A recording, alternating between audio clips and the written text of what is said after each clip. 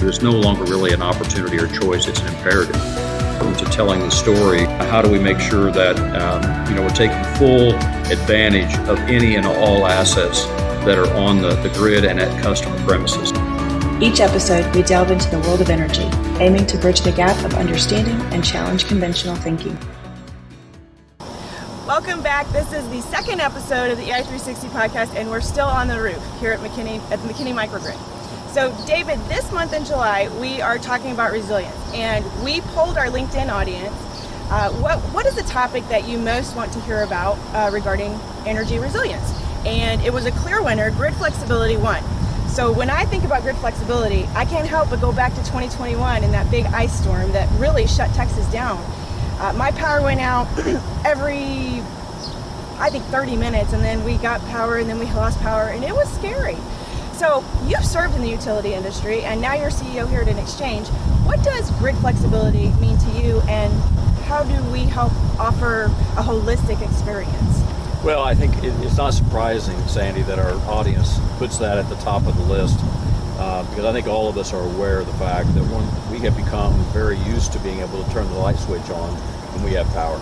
And so we're very used to that convenience. And in a world today where we're beginning to see intermittent power, we're beginning to see a change in our power source, we're beginning to see more events that are occurring.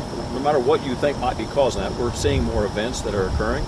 And so people are having concerns, and rightfully so. And it's interesting that we're standing here on this roof looking at solar and thinking about distributed energy in general, because when we think about grid resilience, we also put that in the same context as grid flexibility. In other words, do we have the flexibility to, you might say, close the gaps, to increase resiliency?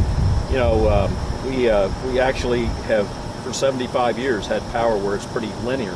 And now we're looking at a potential of multi-directional power sources and new ways of generating electricity, doing it at the load, doing it at the actual load site, and using that for backup power, emergency backup power, potentially even for direct primary power for a lot of folks. So it's an exciting time to talk about not just grid resiliency, grid flexibility, demand response, the things that all kind of make that up. And we're going to have a lot of people that are going to be on the podcast that are going to be talking about that in particular, and just really how we can leverage new technologies. And one of the aspects of the NX platform is really about giving people the ability to become more aware and to be able to simulate various scenarios, and in order to put together resiliency schemes that really give greater assurance that we'll have power when we flip the switch. I love it. And I know that you can hear behind me my HVAC running, and I'm super grateful. It's hot here in Texas.